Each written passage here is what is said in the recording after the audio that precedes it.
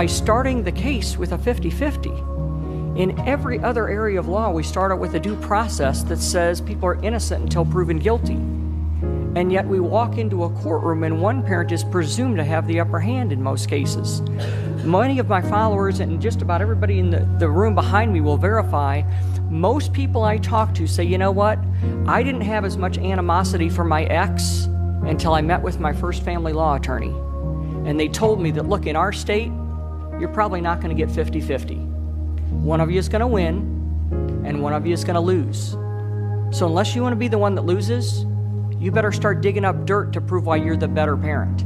I feel like because I'm a man, I'm not going to just say a black man, but I'm going to say because I'm a man, I did not get justice. I did not get support for my children. I am willing to fight this to the very end. Tomorrow, it could be you, it could be me, or it could be anybody out there. I'm in fear for her life at all times. I never know what's going to happen to her. I never know who she's around. And as you know, the states receive kickbacks from the federal government for collecting child support. So that is a state funding from the federal government to the states. And you said that you are opposed to federal funds from the federal government. At the end of the day, I'd like to get the federal government out of that as well. The state is resistant to giving parents equal time because they would lose that federal funding. Well, and look, I would like to get the federal strings out of it and have the state doing it on its own. So I agree with you in that. I never had visitation with my daughter until she was at least 9 months old.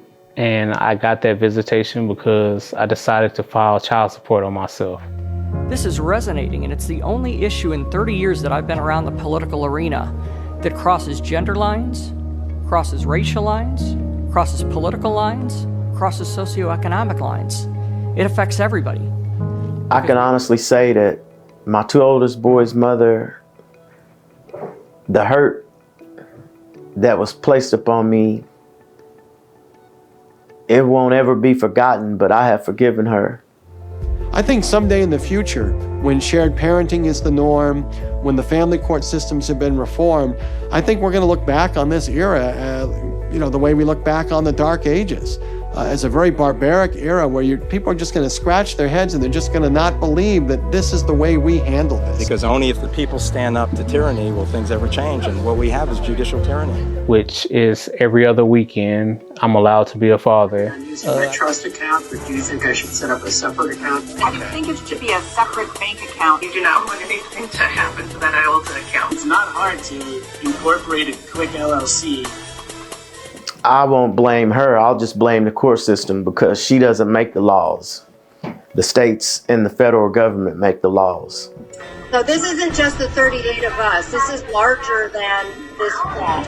Just suppose that the judge running a secret family court was himself a child abuser. We call ourselves Cash for Kids. Oh yeah, LLC. She charged me for emails. I paid over $1,000 for 17 emails, just trying to figure out what was going on with my case. When it came time for the court system to act on behalf of the children, they failed. Our government has financially incentivized the kidnapping and trafficking of children for profit through Title 4D of the Social Security Act, otherwise known as child support. I think the mother is the main issue with the system, but I think the system is the main problem. I mean, when you're selling kids, right, there's got to be some money attached to that. Yep. During this process, I lost trust in the government. I lost trust in the law. I ended up going to law school because I lost so much trust with the family court system. That everything is equal and fair across the board. No matter what your gender is, no matter what your color is, make sure that everything is equal and fair across the board. Because at the end of the day, child support is for the child. It's not for the adult, it's for the child. This is nothing short of state-sponsored abduction and trafficking of our children for profit. Worst of all, this corruption is committed under the guise that it's all done in the best interest of our children. Well, I got a news flash for everyone in this room today. If you were to take a child that was in a mom's stomach for 9 months away from that mom, what do you think that mom would feel? And what people are talking about are social services working hand in hand with lawyers and barristers and the courts, fabricating evidence, committing perjury in court, falsifying court records, intimidation by the police in order to take people's children away from them.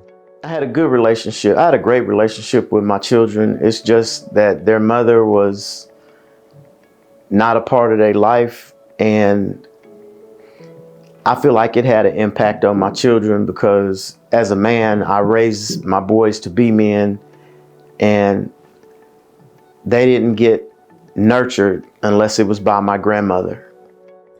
90% of all homeless and runaway children are from fatherless homes, 32 times the average. 85% of all children who show behavior disorders come from fatherless homes, 20 times the average.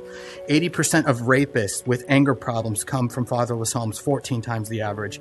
71% of all high school dropouts come from fatherless homes, 9 times the average. I would say that because the family court system, I don't have the relationship with my daughter that I initially wanted to have. I think because of the money issue that's going on with the family court system, no dad is safe.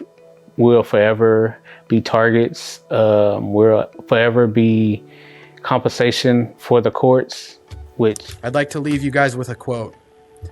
The state must declare the